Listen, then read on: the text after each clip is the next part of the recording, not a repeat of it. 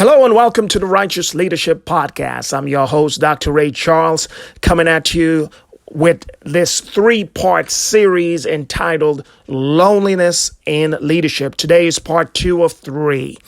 If you have not listened to part 1, I encourage you to go back and listen to part 1 of 3 in this series, again entitled Loneliness in Leadership.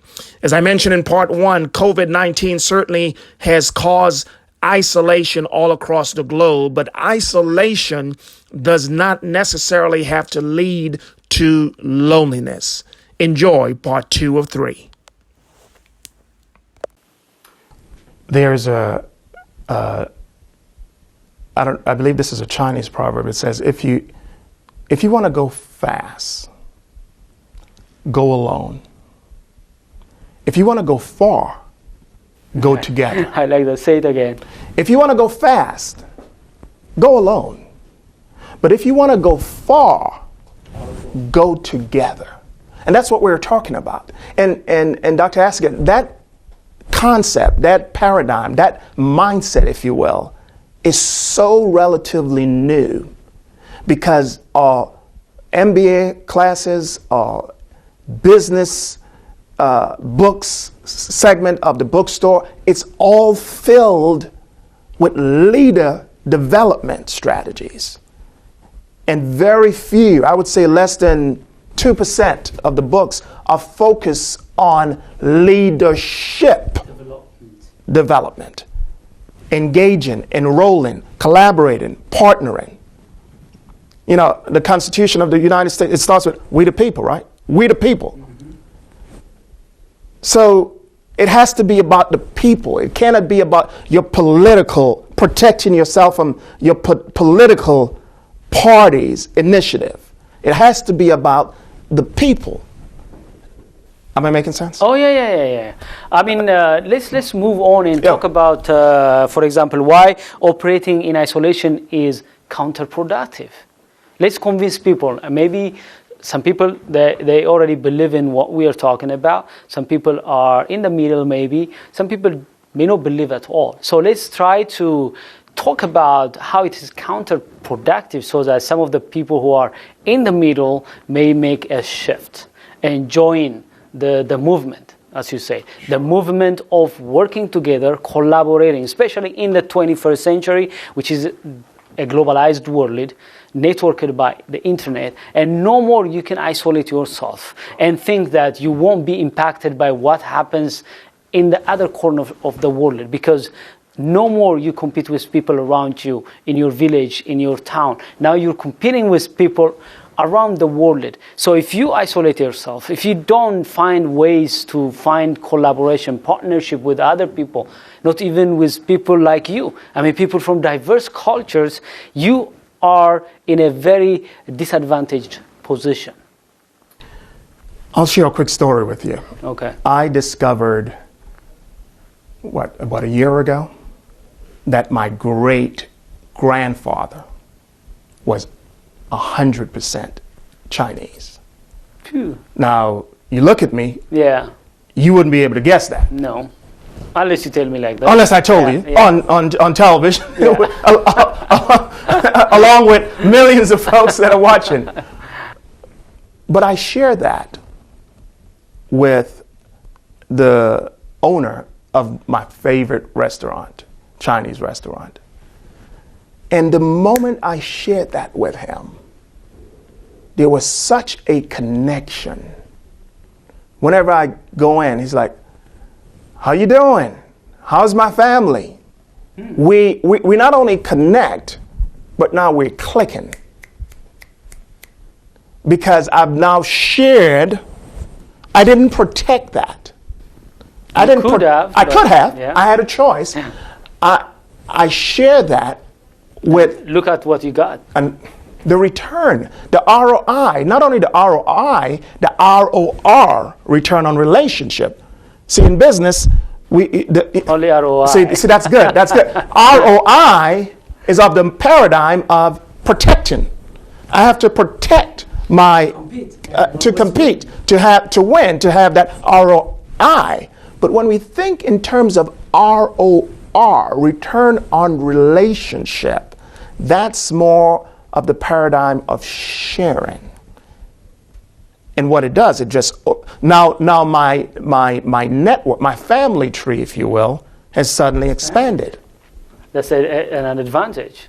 Exactly. Something that makes you happy, that makes you alive, because knowing that there are other people out there who relate and resonate with you. So let me get back to your original question. Why is it counterproductive? Yeah. There's a saying that your net worth is only as strong as your network. Say it again. That's very powerful. Your net worth, asset minus liabilities, your net worth is only as strong as your network. So the narrower it is, the lesser net worth you have. And I submit to you, Dr. Askett, your network is a direct correlation, a direct function of leadership development, not leader development. Leader development keeps me built up, built me strong, built my ego. When the opportunity comes, maybe you're ready, but if you don't develop your leadership, I may get an invitation to speak, but you may not capitalize on it because you don't have leadership developed. And I don't have the network. Exactly. So your net worth is only as strong as your network. That's why it's counterproductive. So we should not embrace this kind of loneliness in leadership.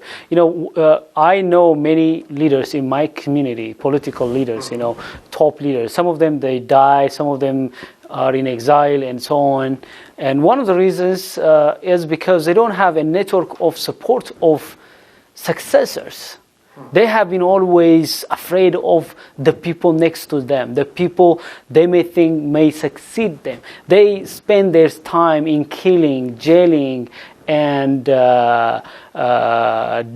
destroying the people who could have helped them create a network of safety net, a network of support for them. So I see that in some leaders still who are alive, who are not trying to open up themselves, not developing their successors, not bringing people around them, support them. They believe that they are unique. That's good. Everybody is unique, but... That's leader development. Exactly. Yeah. It's unique. But your comparative advantage and competitive advantage is when you believe that you're not whole until you bring people who are unique like you. When you embrace that thought, you respect people, you bring people, and you know that you can't really succeed and maximize your potential without bringing people who complement in the area where you don't have strengths. Nobody is 100% perfect. Yes. I mean, you don't have strengths, all strengths. There are also weaknesses. There are some limitations. How can you overcome that? That's why sometimes if you don't have that kind of network, what happens? You are blindsided sometimes. And you may destroy your destiny, your organization, and your nation. But if you have a network of people, leaders like you, so you should not be intimidated by that kind of people. You should not bring people who are yes people. You should not always bring, remember Abraham Lincoln, he brought in his cabinet people who oppose him.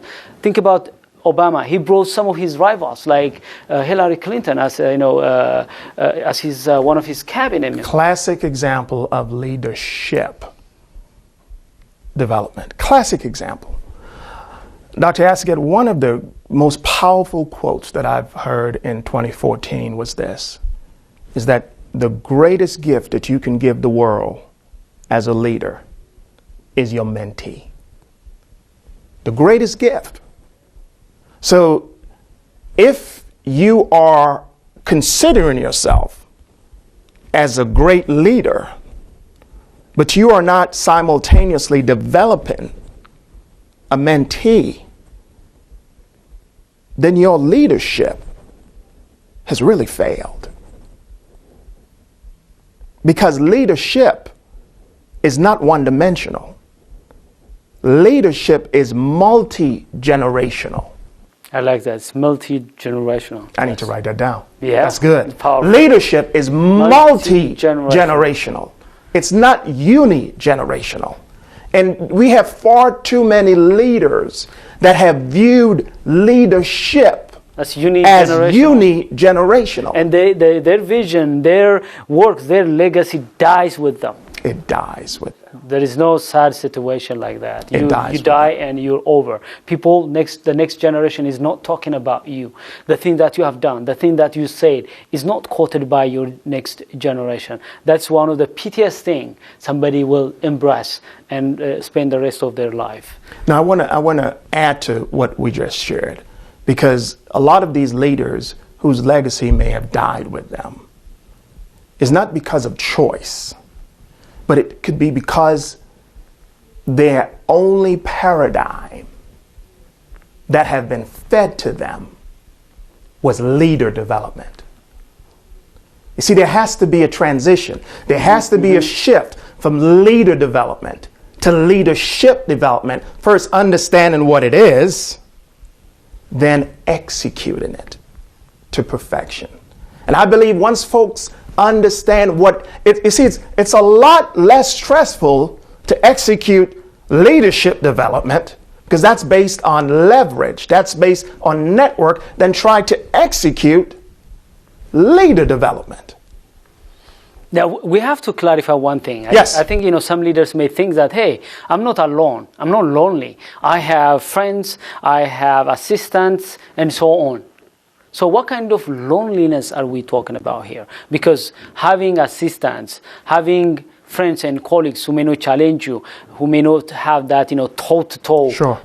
Development, leadership development with you, you may be still alone. Very good question. First of all, we are not talking about physical loneliness. We're talking about loneliness from a belief system. And first of all, loneliness is an emotion. So if you believe that you are lonely, if you believe that you are the only one going through this, if you believe that there is no one that you can share this delta with, the I got delta in terms of my vision, then it leads to that emotion of loneliness. So so you can be physically around your peers of CEOs, your peers in the C-suite, your peers of business owners.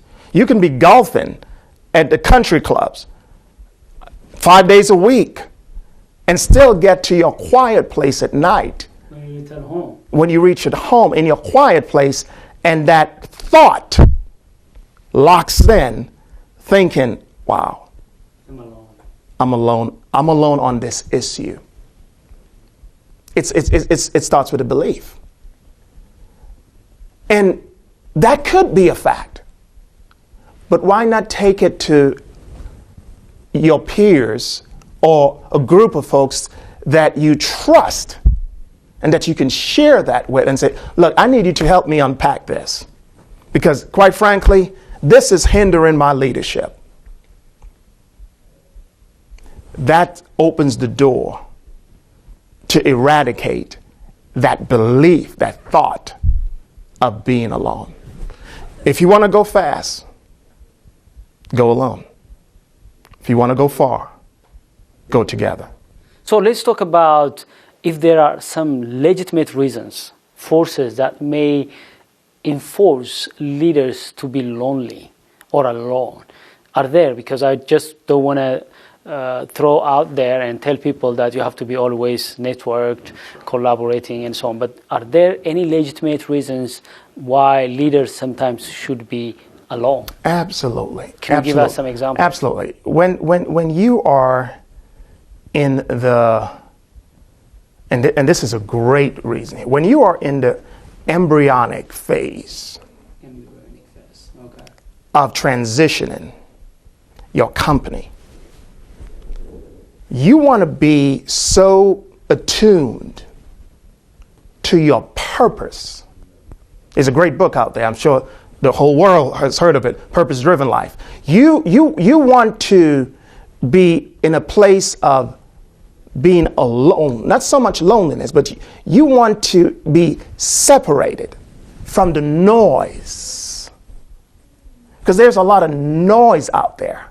There's a lot of, the internet is filled with, it's filled with information, yes, but at the end of the day, it's a lot of noise. So you want to isolate. You want to talk about a legitimate reason to isolate is when that baby, because at the end, it's a pregnancy. And when you think of a normal pregnancy, when your mate is pregnant, you want to keep her away from the pollutants. Yeah. You should not eat something, you should not exercise vigorously, otherwise you're going to abort it. Likewise, leaders should know that when they are pregnant with their vision, yes, they should make sure that sometimes they have to isolate themselves, protect themselves from losing their vision, yes, losing their babies. Yes, and this is not limited to entrepreneurs. This is not limited to business owners. This could be someone, I know I'm speaking to someone that you may just have been laid off from your job. It's not the end of the world. It's just reset to another phase. In that phase of being laid off, you want to be separated and go through a whole introspection and assessment. So again, you want to get that seed for the transition. Oh, that's good. The seed for the transition. Mm-hmm. That's a period in time where you need to be separated and isolated, just for a season, so that you can have that germination of that seed can come to maturity.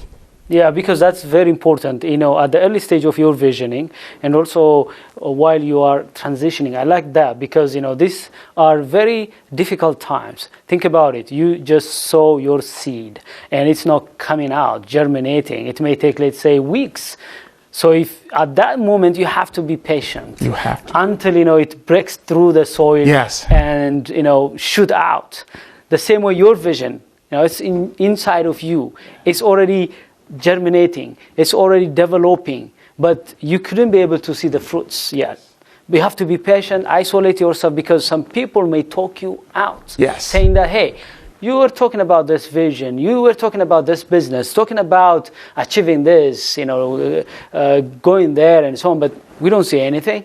Just to stop your dream and let's go together to another direction where you should not go. In transition too, the same. Yes. While you are in transition, people may talk you out to take the right route, because you may take a very wrong route which may be a dead end. So you have to be quiet at that time, isolate from the noises around you. Some of these noises could be people very close to you. Yes. So you have to select people you want to listen during that time. Exactly.